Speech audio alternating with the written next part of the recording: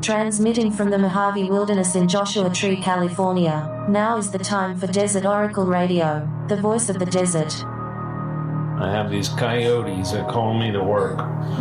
It's very effective. They're always out there. Hello and welcome to the Old Schoolhouse Museum here in Twentynine Palms.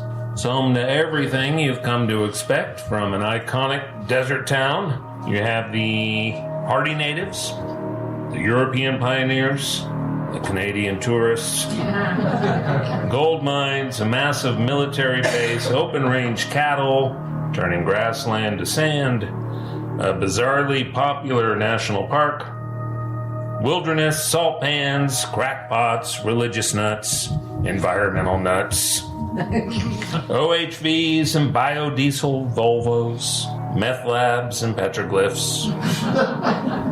It's all here. And here we are, due to the government shutdown. The Bureau of Land Management speaker, who was scheduled to be here, as Cheryl said, had to cancel because who knows when the government and the national parks and all that will or won't be functioning. They just don't return your calls when the government shuts down. Well, that now canceled speaker was to be Kyle Sullivan, BLM manager at Mojave Trails National Monument. He's apparently working another event in Joshua Tree. So afterwards, notes can be compared. See who made the right choice. And so Kevin Wong from the Desert Institute writes me, and I rarely get an email like this. He writes me and he says, "You need to take over for the federal government." And it even says that in the press release. As a result, I took one of my kids' junior ranger badges. It's metal, I believe. I'm sure it's official. And if we have any emergencies or anything like that, just walk right on past me because I don't have any safety training.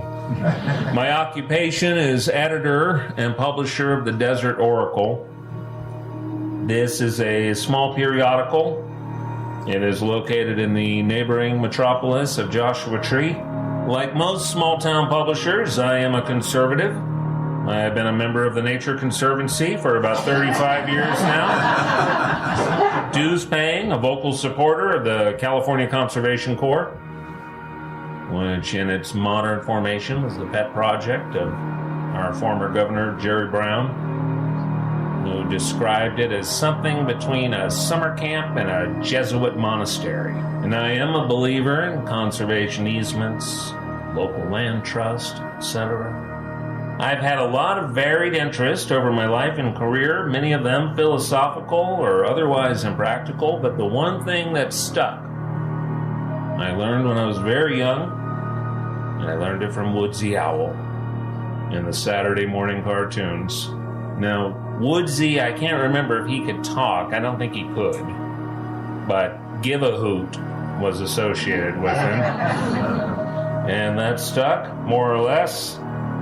Take care of your deserts and your forests and your mountains. Be a land conservative. And say it proud. Especially here in the eastern Mojave, the last barrier of wilderness and near wilderness, keeping Los Angeles from spilling over the desert, spilling over the Nevada state line, unholy copulation with Las Vegas, which would make things not quite so nice out here. As a middle-aged white man in 2019 America, I say like all the rest of them, I liked it better before. Especially when the top marginal tax rate was 92% under Dwight Eisenhower, our great Republican general and president, back when the overwhelming popularity of national parks was answered with the 2019 equivalent of a $10 billion package to invest in the parks, update the roads, visitor centers, campgrounds, restoration. That was a Department of the Interior program called Mission 66. Now, maybe we'll have something like that again, maybe soon. We seem to be in the kind of Depression-era crisis with the climate. It calls for drastic action. Maybe we'll get it. A couple of months ago, I noticed various political journalists in Washington mocking the idea of a Green New Deal. Now it's a real thing. It's making its way through Congress. Every announced presidential candidate must now have a position on this thing that allegedly was not serious or realistic a few weeks ago. Things can happen fast. And all the candidates, all the Democrats anyway, so far, have answered this question about the Green New Deal with a pretty straightforward, yes, I support it. Well, just in time, if it happens. Maybe that's why it's happening now. We always have to push things to the point of absolute crisis because we are a species primarily known for putting things off. For as long as possible, it might have developed when we were still happily living in little bands of people here and there, a time when modern economists estimate we only spent about 2 hours a day working. Food, shelter, etc. The basics of survival. These are averages, of course. If a big herd of monstrous deer was coming through, you'd work every day hunting, preparing for the year ahead. You might pick blueberries all day long when they're ripe. But on average, our cousins, the hunter-gatherers, spent a couple of hours a day working, about 14 hours a week. I think we'd all do better off with a 14-hour work week, especially if that work is done outside in the fresh air, the excitement of the hunt, the easy labor of collecting mushrooms or berries from the forest. But with so much time to do important work, it is our natural inclination to put it off. Wait until the last possible minute, till we're very hungry, because then there's no choice. But now, maybe in the shadow of imminent death and destruction, maybe now we'll be forced to deal with the slow-rolling climate catastrophe. The climate change situation seems to not really have any romantic notions about whether humans are still around or not. Post-climate change, the world might be quite happy with ravens, coyotes, cockroaches, and no internet. Now, when the national parks are fully funded and anybody willing to work can put solar panels on rooftops or turn city brownfields into public parks or help lost tourists not run over Joshua trees or each other, when you can make a good living from doing good work that's going to help the general situation, we're probably going to have a happier situation, maybe, in the years ahead. Of course, some people I know around here are very cynical about the future. But we can be cynical, or we can do something and be hopeful. And maybe in the years ahead, a decade off now, when President Ocasio-Cortez comes out to cut the ribbon on the new eco campground that's built on some old scrape lots in Yucca Valley, we can look back at this year and say, well, I guess that's when it really kind of started to happen, when we started to get it together. But I'm not here to talk about that. I was brought here for emergency entertainment in a time of crisis. And now it's time for strange and unusual tales from our desert. Now, this is something I occasionally do on Desert Oracle Radio. The idea is to inform and entertain and perhaps distract, if only for a little while, from the suffocating and pervasive gloom. And intended, of course, to encourage the habit and practice of learning all kinds of weird little stories about your place in the world. Because it really does make us feel more at home. You feel like you're where you're supposed to be, maybe forever, maybe for the next couple of months. So here are some stories about our place. If you know them, because you know a lot more about the stuff than I do, you can either complain or sit politely, seething. Tell me afterwards. I was there in 1966. I have no idea what you're talking about. This is the story of the Mojave megaphone. The Mojave megaphone is something that exists on the far western edge of Mojave National Preserve. It's a contraption mounted upon a boulder pile. It's bolted onto two boulders in particular. and at least some desert people referred to it as the Mojave megaphone. It's about 8 feet long. It's constructed from welded strips of iron. It's all rusted and corroded and mysterious looking. And the shape is somewhat similar to the old rocket engine mounts at Rocket Site Road, just north of Edwards Air Force Base. Now that landmark adjoins a rocket laboratory and an Air Force test flight base. The Mojave megaphone is far from anything. It's far from anything but a now abandoned Tidewater Tonopah railway spur, midway between Ludlow and Zizix. You take a pretty good dirt road. You can either go south from the 15 or north from the 66. I believe it's about 15 miles south of the 15. Now, I found some pictures of some guys posing with the Mojave megaphone. So they crawled up this pile of boulders and they're standing around it, and they don't look somber, but the captions to the photos were somber. They claim they had to make the trip to tune the Mojave megaphone. Based on some arcane ritual, I can only suppose, and there have been claims that this is the only surviving, or only discovered as of yet, megaphone that's actually part of a chain of megaphones that goes across the desert. Like something out of Lord of the Rings, where they all lit the fires to let people know the orcs were coming. There's a theory on the internet that the megaphone was actually intended to be the horn of an emergency siren. This theory is not by anyone who was alive at the time it was constructed, but it's put down with great certainty. The idea was, if there was trouble on the railway line, and this comes from the guess that maybe chemical weapons during World War I were transferred on this spur line. If the train crashed and the chemical weapons were spilling and clouding over the desert, someone would run across the desert, climb 100 feet of boulders, attach some kind of cranked air machine to the back of this tube, and it would let people a little ways up know what was going on. A siren would work just fine 100 feet down the boulder pile by the railroad track.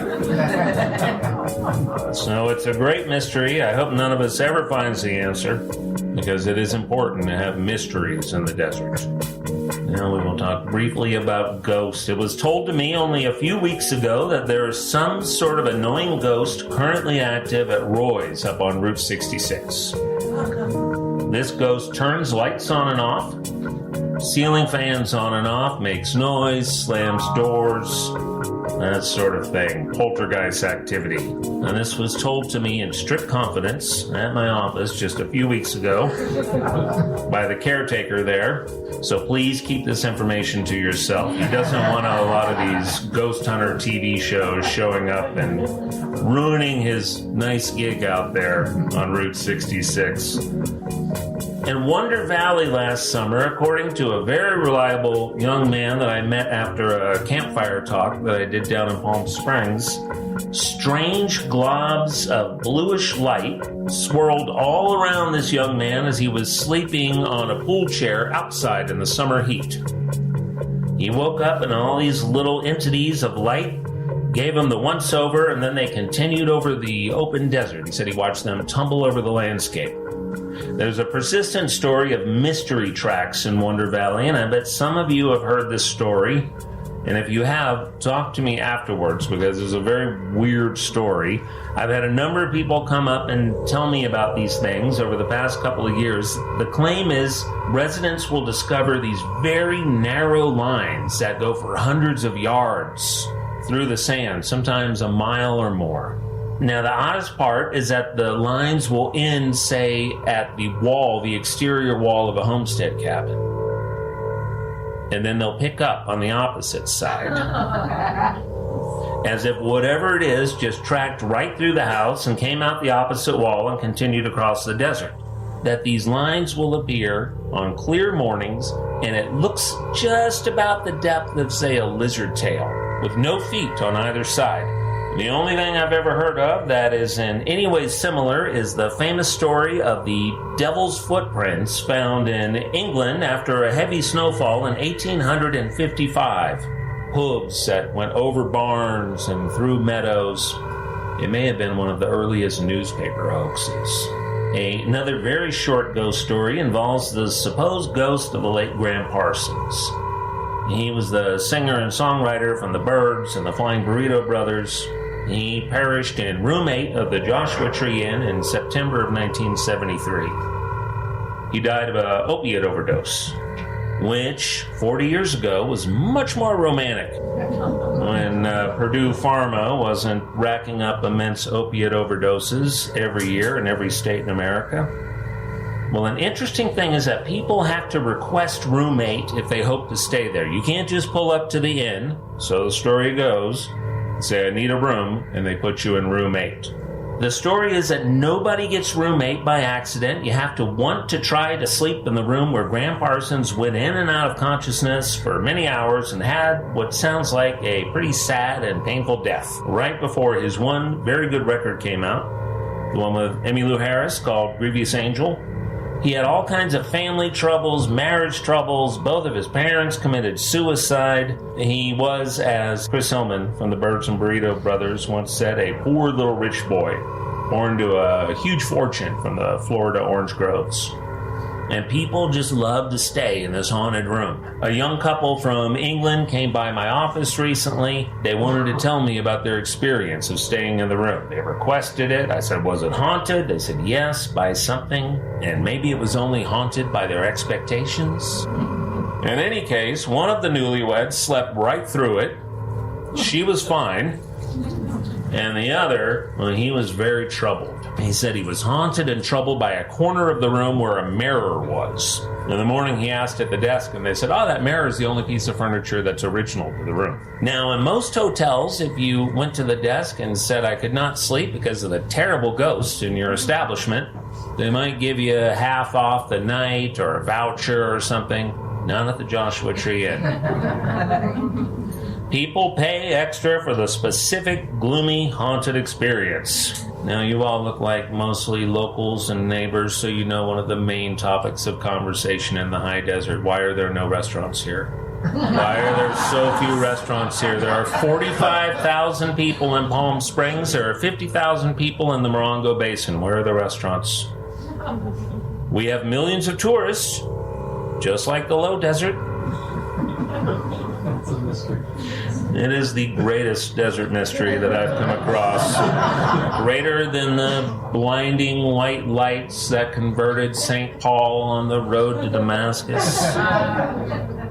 But there is a type of food that originates, 20th century food that originates in the Mojave Desert. Native to the Mojave Desert, Del Taco. Del Taco, the very first one, was a hamburger and burritos shack, so call it Del Taco, of course, in Yermo, outside of Barstow. The stand is still there. Now it's a hamburger place owned by someone else. They are still headquartered in Barstow. Our local 24-hour taco shops, which tradition dictates should always be called Santana's, no matter what they change the sign to.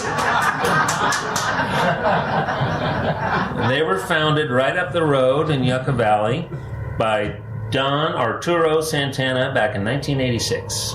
Don Santana is the proud inventor of the California burrito.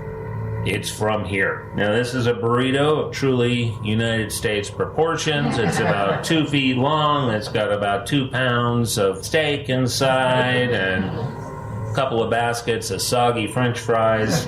One of the leading news organizations of our time, BuzzFeed, has called this dubious invention the world's greatest burrito. BuzzFeed is based in New York. Now, back in 1855, Secretary of War Jefferson Davis convinced the U.S. Senate to fund a camel expedition from Texas to the Mojave Desert. Both 1-hump and 2-hump camels were imported from the Middle East, along with Arab and Turkish camel drivers. The 70 camels successfully crossed the Great American Desert and easily crossed the Colorado River, while numerous sheep and mules drowned. After reaching the Tehachapi's in 1857, the camels were retired to live out their lives at various ranches in California and Arizona. Now, Jefferson Davis joined the Confederacy in war against the United States, and his enthusiasm for camels soon became unfashionable in Washington. Now, Haji Ali was the best known of the camel drivers from the old Ottoman Empire. He lived a long and happy life in the American West, and he died a half century after he arrived in 1902. He is buried in Quartzsite, Arizona, beneath a pyramid memorial topped with a copper camel. He kept some of his sturdy animals to the end as pets and friends, and he once used a couple of camels to break up an all-German picnic in Los Angeles after the Germans refused to invite him to the picnic. Now, here's a story about a supposed fictional creature that actually was living and walking in our desert. I'm speaking, of course, of the Jawas from Star Wars. When you see the Jawas carry R2-D2 up the ridge to the enormous sandcrawler tank in 1977 Star Wars movie, you are looking at a group of costume fourth graders from Death Valley Elementary, the children of park rangers. There's more of the Mojave in Star Wars than most people realize, not least because the story of the production skips the Mojave completely, claiming that all the desert planet scenes were filmed in North Africa. This is not true. A lot of those shots from North African desert villages and landscapes had to be redone somewhere close to Los Angeles because a lot of the footage was bad. And so a very small crew was sent out in the spring of 1977, right before the movie came out, to Death Valley and other spots in the Mojave to get various scenes. In Death Valley, they got the scene of Mos Eisley Spaceport, the hive of scum and villainy. That shot is from Dante's Peak, and what you're looking at is basically Furnace Creek Ranch, but through matte paintings, they added some space buildings around it. Also in Death Valley, the Sand People, who had kind of bandages and pipes all over their head, they rode these weird animals. The animal, in fact, was an elephant borrowed from a wildlife safari park in Silicon Valley. And they put these kind of bighorn costume things on the elephant and hung palm fronds off the sides of it. And it became a space alien beast of burden. Aldous Huxley, the British author of enduring fiction and non-fiction books, including Brave New World and The Doors of Perception, moved from Los Angeles to a 40-acre property in the Mojave High Desert in 1940. He produced several interesting works there, including his mythical essay, The Desert, and his grim children's fable, The Crows of Pear Blossom. Still in print as a children's picture book, some 73 years after its original publication, the children's book features a pair of crows. Now, we know they're supposed to be ravens. These crows are bedeviled by rattlesnakes. The rattlesnakes climb up the trees where the crows live, and they eat the crows' eggs. So the crows devise a very brutal and drawn-out way to murder the rattlesnakes, and then they drape the dead bodies of the rattlesnakes around the nursery of their baby crows. It's a kid's book. Now, you look like an educated crowd. You look like people who know about theology, ancient Bible texts. Joshua is the same name as Jesus. You know that, right? They're both Yeshua. So I always try to get people to call our famously weird yucca trees Jesus trees, because it's technically the same name. And nobody ever wants to do this. But if we really wanted to get the national park crowds down to, say, Great Recession levels, maybe we could rename the place Jesus Tree. It would start sounding, a little less sane to travelers. They would not be sure what's going on. There's even sort of a historical reason to do so, as the people who first brought the gospel of Jesus to California, the friars from Mexico and the soldiers who accompanied them, first saw Joshua trees when they were chasing mission Indians who had regretted their religious conversion and fled for the high desert. The first Europeans to see what is now Joshua Tree National Park were the mission soldiers chasing the native Californians who decided they'd had quite enough of the friars and the chores. They used to work 2 hours a day, and then all of a sudden... Now, having renounced the Spanish faith, these free-again souls fled the San Diego mission for the high desert, where the pursuing Spaniards were marked upon the hideous yucca trees that we all love so much now. At least, that's one of the stories. It's lesser known than the Mormon pioneer version, which takes place about 100 years later, about 80 years later. The Mormon pioneers were the ones who, of course, named our bizarre and grotesque yucca trees, with their many long tentacles full of spikes and spiders, dead deer mice. I was in the Arthur Ripley Desert Woodland just east of Lancaster a while back.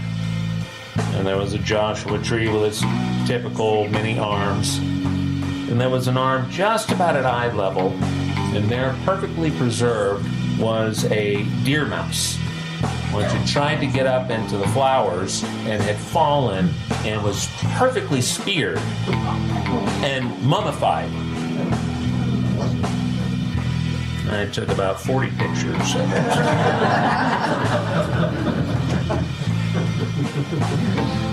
Anyway, the Mormon pioneers saw these things and said, this reminds us of Joshua. And Joshua, the Old Testament hero who had to pray for help against the neighboring military forces and the defensive walls, and apparently when he prayed, he looked like a Joshua tree. For 2 decades, Minerva Hamilton Hoyt had been lobbying her friends in Washington to protect what she intended to be called Desert Plants National Monument. And when Franklin Roosevelt's New Deal was at its peak in 1936, well, that's when our national monument came into being. After 20 years of Hoyt's persuasive arguing, by the time of the New Deal, there was a huge investment in national parks and public land. It was part of the massive federal investment in public lands that provided lots of jobs and taught a whole generation about the stewardship of public lands during the years of the Great Depression. Now, Joshua Tree, the national park, the 3 million annual visitors, the 300 music videos and fashion shoots and Netflix shows made here every week, is the way it is today, and not like the far western Mojave, Palmdale, Victorville, etc., because of the New Deal.